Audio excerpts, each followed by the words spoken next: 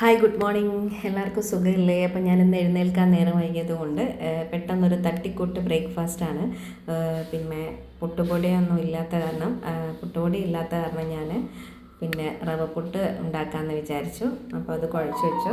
അപ്പോൾ എനിക്കിന്ന് professionally and personally കുറച്ച് തിരക്കുള്ളത് കൊണ്ട് ഞാൻ കുറച്ച് ബിസി ആയിരുന്നു. അപ്പം പുട്ടിന് നമ്മൾ പഴം കൂട്ടാമെന്ന് മാത്രമാണ് വിചാരിച്ചത്. അങ്ങനെ വേഗം ഞാൻ തേങ്ങയൊക്കെ എടുത്തിട്ട് തേങ്ങ വെള്ളം ഞാൻ മാറ്റി വെച്ചിട്ടുണ്ട്. തേങ്ങ വെള്ളം മാറ്റി വെക്കുമ്പോൾ നിങ്ങൾ വിചാരിക്കാത്ത വെള്ളപ്പം ഉണ്ടാക്കാനോ മറ്റെന്തെങ്കിലും ഉണ്ടാക്കാനാണെന്ന് ഒരിക്കലുമല്ല. അപ്പം അതിൻ്റെ ഇടയിൽ കൂടി കുറച്ച് പാലുകാരൻ വന്നു.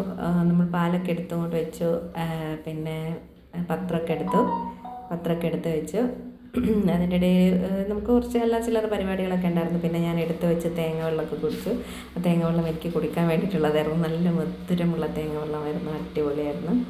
അപ്പം തേങ്ങ വെള്ളമൊക്കെ കുടിച്ച് ഞാൻ വേഗം പുട്ട് അടുപ്പത്ത് വയ്ക്കാനുള്ള പണിയൊക്കെ നോക്കി. പുട്ടൊക്കെ അടുപ്പത്ത് വെച്ചതിന് ശേഷം